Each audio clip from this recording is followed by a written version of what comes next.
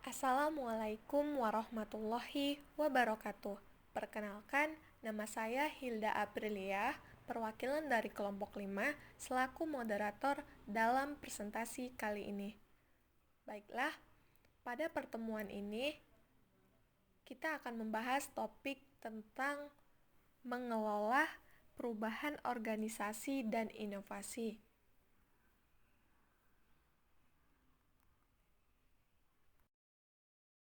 Sebelumnya, saya akan memperkenalkan teman-teman sekelompok saya. Yang pertama ada Bagus Sidik, kemudian ada saya sendiri Hilda Aprilia, kemudian ada Dwi Famamela, dan yang terakhir ada Indah Oktadila. Perubahan organisasi menjadi isu yang sangat relevan dalam bisnis, sehingga perlu dipersiapkan manajer-manajer yang dapat mengakomodir isu-isu yang berhubungan dengan konteks perubahan tersebut. Ada beberapa literatur organisasi yang memperingatkan para manajer bahwa masa depan organisasi tergantung pada kemampuan mereka untuk memenangkan perubahan, sehingga perubahan pengembangan organisasional perlu dilaksanakan, dikelola, dan dievaluasi hasilnya oleh para manajer dengan baik. Nah, biasanya perubahan didefinisikan sebagai situasi yang nyata yang terjadi di masa lalu, sekarang, dan di masa yang akan datang. Organisasi yang efektif seharusnya tidak menghindari perubahan. Sebaliknya, mereka harus mengantisipasi dan menyesuaikan kegiatan operasional sehari-hari dalam upaya untuk menyelamatkan dengan perubahan yang sangat cepat. Menurut Larry, tahun 1998, dalam perkembangan organisasi ada sejumlah fase yang akan dilalui organisasi, di mana setiap fase didahului evolusi dan diakhiri oleh suatu revolusi. Penelitiannya menghasilkan sebuah model perkembangan organisasi yang meliputi 5 dimensi, yaitu umur organisasi, ukuran organisasi, tahap evolusi, tahap revolusi, dan tingkat pertumbuhan industri. Ada beberapa hal mengapa permasalahan revolusi selalu menjadi pembicaraan dalam hubungannya dengan perkembangan organisasi. Nah, yang pertama, organisasi selalu berkembang secara bertahap. Tiap fasenya mungkin berlainan antara organisasi yang satu dengan organisasi yang lain. Kemudian yang kedua, transisi antara fase pertumbuhan tidak pernah terjadi dengan mulus. Artinya selalu terjadi proses revolusioner yang dapat berdampak pada penurunan ataupun kegagalan. Nah, yang ketiga, keberadaan logika paradoks menjadi solusi yang tepat saat ini. Kemudian yang keempat, selalu saja ada penolakan terhadap perubahan oleh pimpinan lapis. Menurut Ivan Sevik tahun 1999, ada beberapa alternatif pendekatan yang dapat digunakan manajer untuk mengelola rencana perubahan, yaitu yang pertama, managing change through power. Manajer mempunyai power dan dapat menggunakannya untuk mendorong karyawan agar berubah seperti keinginan manajer. Nah, yang kedua, managing change, yaitu perubahan yang didasarkan pada alasan-alasan tertentu. Nah, yang ketiga, managing change through reeducation.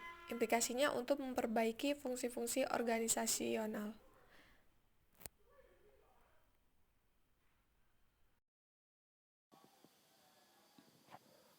Oke, selanjutnya saya Dr. Dila akan menjelaskan, yaitu menurut Michel Beer tahun 1987, ada 3 kondisi yang harus dikelola dalam transformasi atau perubahan, yaitu yang pertama ada ketidakpuasan dengan status quo di antara karyawan.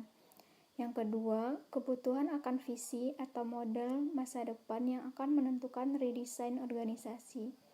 Yang ketiga yaitu kebutuhan akan proses perubahan yang dikelola dengan baik. Nah, 3 kondisi ini harus dikelola untuk melewati penghalang perubahan yang datang dari manajer dan karyawan ketika perubahan budaya terjadi. Selanjutnya yaitu mengenai dimensi personal compact di semua organisasi. Nah, dimensi personal kompleks sendiri yaitu hubungan antara karyawan dan organisasi saling memiliki kewajiban dan komitmen dua arah yang menjadi ciri di antara keduanya. Nah, untuk dimensi personal kompleks sendiri terbagi menjadi 3, yaitu yang pertama ada dimensi formal, yaitu merupakan aspek yang paling banyak dikenal dalam hubungan antara karyawan dengan organisasi atau perusahaan berupa tuntutan tugas dan kinerja yang ditentukan dengan dukungan dokumen organisasi.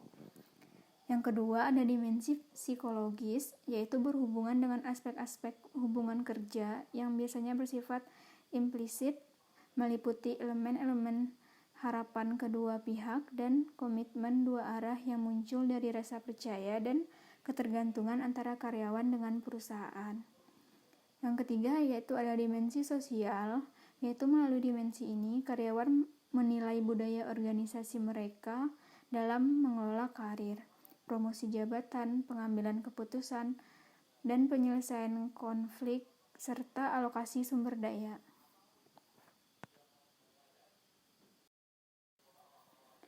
Tugas manajer dalam memfasilitasi proses perubahan, yaitu ada 3. Yang pertama, skill dan kemampuan sebagai fasilitator. Yang kedua, skill dan kemampuan manajer harus deal. Maksud deal di sini yaitu deal dengan kesuksesan atau kegagalan dalam proses perubahan. Yang ketiga yaitu manajer harus deal dan menyikapi persepsi. Selanjutnya, tindakan yang dapat dilakukan CEO dalam upaya perubahan inovasi yaitu ada 9. Yang pertama, membuat inovasi terwujud dengan mengumpulkan keberanian dan menjadi pendorong proses inovasi. Yang kedua, mendorong inovasi secara personal dengan memberikan pertanggungjawaban dari hari ke hari kepada manajer puncak. Yang ketiga, menyusun tujuan inovasi seperti persentase penjualan produk baru untuk mendorong usaha inovasi. Yang keempat, menyediakan pendanaan untuk membiayai proses inovasi. Yang kelima, menetapkan budaya inovasi. Yang keenam, mengawasi dengan sentuhan lembut tanpa kekerasan. Yang ketujuh, menyediakan reward intrinsik. Yang kedelapan, jangan menghukum setiap terjadi kegagalan, tapi belajar dari kegagalan itu. Dan yang terakhir atau yang ke-9 yaitu mengelola IP secara holistik sebagai properti intelektual organisasi. Oke, sekian dari kelompok kami, kurang dan lebihnya mohon maaf. Saya akhiri. Wassalamualaikum warahmatullahi wabarakatuh.